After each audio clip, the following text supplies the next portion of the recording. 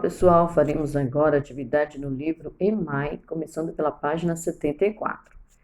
Nós temos na atividade Paulo sempre assiste ao telejornal com seu pai. Como ele vai viajar nos próximos dias, prestou bastante atenção na previsão do tempo. Então, nós temos aqui 3 dias, quinta, sexta e sábado. Nós temos os desenhos, né, de como estará no período da manhã, no período da tarde e no período da noite.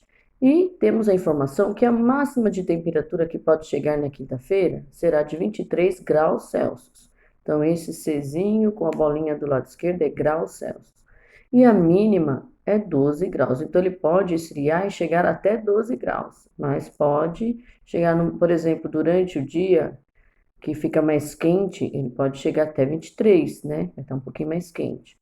Já na sexta-feira, nós temos outra temperatura, a máxima 25, ó, já fica um pouquinho mais quente, né? E a mínima 14. E no sábado, nós temos a máxima 24 e a mínima 13. Daí nós vamos responder as perguntas. Analisando a notícia, responda. O que significa a notação C e a bolinha, que acabou de falar lá em cima? O que significa? Quais as temperaturas máximas e mínima previstas para quinta-feira? Então, a gente vai lá, olha quinta-feira, vê qual que é a máxima e qual que é a mínima. E para a sexta-feira, então, nós vamos colocar a máxima e a mínima. E para o sábado, máxima e a mínima. E em qual desses dias está previsto menor temperatura? Menor temperatura é o mais frio, né? Então, qual desses dias? A gente vai colocar o dia da semana. Em qual dia e períodos a previsão de chuva? Então, a gente vai olhar o desenho e vai ver qual é o dia e qual é o período, se é manhã, se é tarde, se é noite e qual o dia da semana, tá bom? Daí na página seguinte, nós temos aqui. A mãe de Pedro comprou um termômetro digital para medir a temperatura do corpo quando alguém da família ficar doente. Pedro ficou curioso e, mesmo sem estar doente, ele mediu a temperatura do seu corpo durante 7 dias. Anotou as temperaturas da seguinte forma. Então, no primeiro dia, ele estava com 36,1. No segundo dia, 36,5. No terceiro dia, 36,8. No quarto dia, 36,6. Depois, 36,7, 37,2 e 36,7. Então, a gente percebe que oscila, né? Não é todo dia igual, idêntico. Vai oscilando a temperatura. Observando as temperaturas registradas por Pedro, qual foi a maior temperatura? Então, a gente vai ver qual foi a maior, qual foi o dia da semana, né? Vamos procurar. Na ilustração, você pode ver alguns termômetros digitais. Então, cada um está marcando uma temperatura. Qual a temperatura registrada em cada um deles? Então, vocês vão colocar as temperaturas. E qual é a maior delas? Agora, aqui é só que for maior. E depois o número 36,8, indicado no primeiro termômetro, está mais próximo de 36 ou de 37 graus Celsius. A gente vai fazer aquele arredondamento, então ele está mais próximo de 36 ou de 37. Vamos relembrar que nós já fizemos atividades de arredondamento, tá bom? Sabemos que as temperaturas consideradas normais para o nosso corpo são de 36 a 37,4 graus Celsius.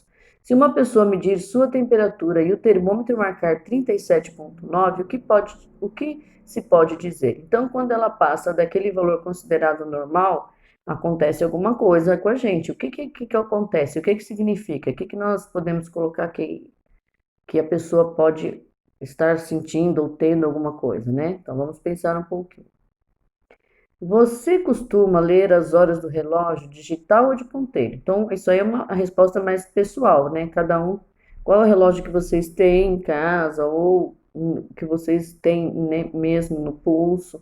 Seria aquele relógio de ponteirinho, né? Ou o relógio digital, como esse que está aqui abaixo. Como as horas são apresentadas no relógio digital? Então, olha aqui na imagem, esse é o relógio digital. E o relógio digital de Pedro, ele mostra as horas da seguinte maneira. Então, nós temos aqui, ó, 12, pode ser meio-dia, que é o meio-dia, né? 12, depois o 38 e depois o 56. Então, nós temos aqui 3 informações. Nós temos segundos, nós temos minutos e nós temos a hora, né?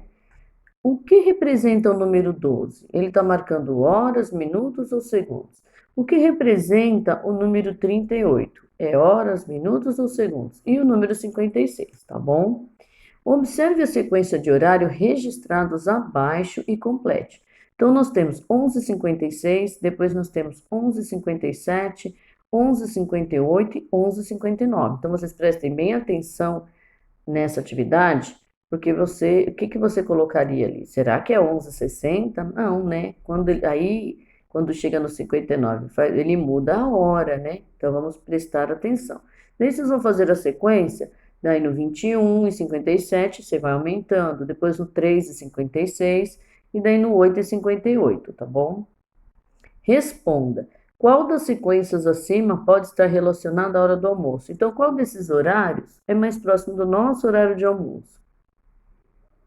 E em qual delas você costuma estar dormindo? Então, você vai olhar os horários e verificar, olha, então acho que esse horário aqui é o horário que eu já que estou dormindo. Aí você coloca aqui o horário que você costuma estar dormindo. Embora seja cada vez maior o uso de relógios digitais, relógios de ponteiros ainda são utilizados. Vamos ler horas em um desses relógios. Então, pessoal, só para lembrar, nós sabemos que num relógio de ponteiro, o ponteirinho menor ele está marcando a hora e o ponteirinho maior ele vai marcar os minutos. E quando ele se trata de minutos, cada risquinho que está aí no relógio ele marca 1 minuto. Se ele pulou um ponteirinho, se ele pulou um risquinho, é 1 minuto. Se ele pulou 5, por exemplo, se ele tiver parado lá no 1, ele não é 1 minuto, ele já passou 5 pontinhos. Esses 5 pontinhos é 5 minutos, aí seria 5 minutos. Se ele chegasse lá no 2, então ele já passou 10, são 10 tracinhos que tem ali, seria minutos. Agora, quando está relacionado ao ponteiro menor, aí seria a hora, tá bom? Na estação de trem da cidade em que Luiz mora, há um antigo relógio, mas que funciona muito bem. Escreva as horas que o relógio está indicando, sabendo que as imagens da primeira fileira foram feitas durante o dia e da segunda fileira foram feitas durante a noite.